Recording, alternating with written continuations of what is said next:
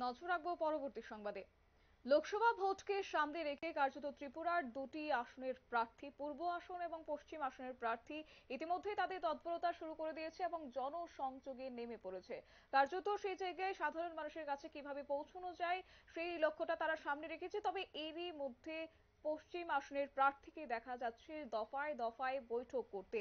একই চিত্র আজও লক্ষ্য করা গেছে যে বিজেপির সদর শহর এবং সমস্ত গ্রামীণ জেলার উদ্যোগে আজ একটি সাংগঠনিক বৈঠকের আয়োজন করা হয়েছে এবং সেই বৈঠকে উপস্থিত ছিলেন পশ্চিম ত্রিপুরা লোকসভা আসনের প্রার্থী বিপ্লব কুমার দেব। এছাড়াও বিপ্লব কুমার দেব নয়, এছাড়াও রয়েছেন মেয়র দীপক মজুমদার, বিধায়ক ভগবান দাস সহ অন্যান্য নেতৃত্বদেরকে দেখা গেছে আজকের এই সাংগঠনিক বৈঠকে। তবে এই বৈঠকে কি উঠে আসছে শুনবো। 5G আগে করতে জিপিএম জানেনি, জানে না, দেখো পত্রিকা কথা। তো কমিউনিস্টরা আপডেটেই থাকে না, সেই কারণে ত্রিপুরার মানুষ আপডেট হতে পারেনি। আমার মাঝে মাঝে আপনাদের জন্য কষ্ট হয় যে কি নিয়ম কানুন বানিয়ে রেখেছিল। আপনার কাছে সবকিছু আছে, তবু আপনি সুন্দর কাপড় পরতে পারবেন না, সুন্দর ঘর তৈরি করতে পারবেন না, তাহলে কমিউনিস্টরা বলবে একটা স্ট্যাটাস সিম্বল নেই, সে ভাই সে মানে বেশি পয়সা হয়ে গেছে সরকার। আরে ক্যা প্রবলেম है यार। মা জন্ম হওয়ার পর আমার মা আমাকে বলতো পোলা ডাক্তার হইব, পোলা করতে আমার দাঁত উঠছে না, মা ডাক্তার হইব, মা করতো তো। কারণ কি ডাক্তার হলে মানুষের সেবা করবে, পয়সা বেশি পাবে। তো কোন মাটাতে আমাকে দেখাও যে আমার ছেলে বড় হয়ে কোনো কামাই করবে না। এখানে তো অনেক মহিলা মা আছে, কে তার সন্তান বিষয়ে চিন্তা করে যে না তার সন্তান বড় হয়ে শুধু মানুষের বাড়ি বাড়ি গিয়ে ভাত খাইব। আসেনি সিপিএম এর কামই হচ্ছে মানুষের বাড়ি বাড়ি গিয়ে ভাত খাইব।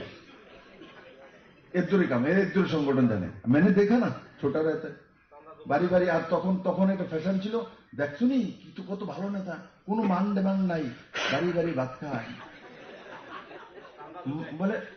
বাড়ি বাড়ি সাদা তুলে দেন না 2 টাকা 1 টাকা, এটি লয় ভাত খেয়ে এসে দক্ষিণালয় ব্রাহ্মণরা দক্ষিণা দেই, অসীমরে দিতে পারি, তাবুদারে দিতে পারি, বাকি আরে বাকি রে দেবো নেই। বলাই দা তো বুঝছো মেয়েরও দল লাগবো, বলাই দা তো আমার ইলেকশন এখন সবকিছু জিতিব, নাইলে কোন সময় সৈকের আয় করবো ইলেকশন উইথড্র করে লাগছে। বলাই দার মানে ওজন বেড়ে যাবো, চিন্তা করো না, এমনি ওজন আছে আরো বাড়বো। তো যেটা আমি বলছিলাম, আগে কি ফ্যাশন ছিল দেখো, কথায় কথায় আমি কিন্তু সত্যি কথা বলে যাচ্ছি। কমিউনিস্টরা কি করতো, তাদের কাজ ছিল হোয়াট ইজ দ্য কমিউনিস্ট, কি কমিউনিস্ট, এদের কামে আসছিল বাড়ি বাড়ি ভাত খাওয়ান, বাড়ি বাড়ি চান্দা তোলে।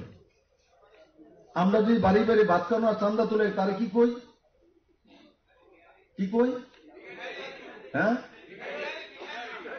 ভিকারি কই না, আরেকটা আছে মানে মানে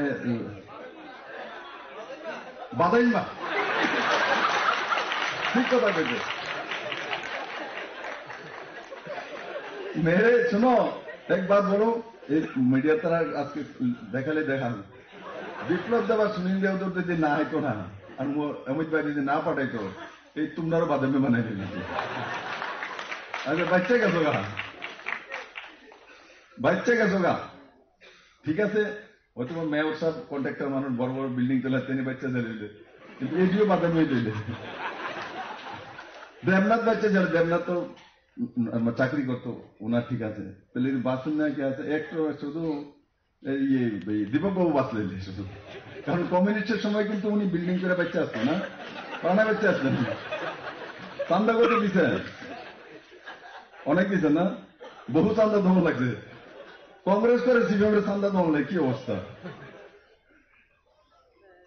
এরা কাজই ছিল বাদাম্মা তৈরি করা। আর বিপ্লব দেব বলে বাদাম্মা না হওয়া,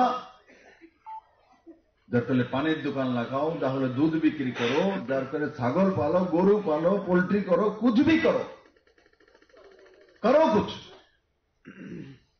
আজকে গিয়ে ত্রিপুরার মানুষের মধ্যে, নজওয়ানদের মধ্যে ওই মানসিকতা হয়েছে, কিছু তো করবো, বসে না। আপনারা শুনলেন প্রাক্তন মুখ্যমন্ত্রী বিপ্লব কুমার দেবের বক্তব্য। কার্যত শুধুমাত্র বাড়ি বাড়ি জনসংযোগই নয়, সেই জায়গায় সাংগঠনিক শক্তি বৃদ্ধির লক্ষ্য রাখা হয়েছে এবং এই ক্ষেত্রে সাংগঠনিক বৈঠকের আয়োজন করা হয়েছে বিজেপির সদর শহর ও সমস্ত গ্রামীণ জেলার উদ্যোগে। এবং এক্ষেত্রে আজ ব্যাপক উৎসাহ এবং উদ্দীপনা লক্ষ্য করা গিয়েছিল বিভিন্ন দলীয় নেতা কর্মীদের মধ্যে। নিয়ে নিচ্ছে ছোট একটি বিজ্ঞাপন বিরতির, সঙ্গে থাকুন।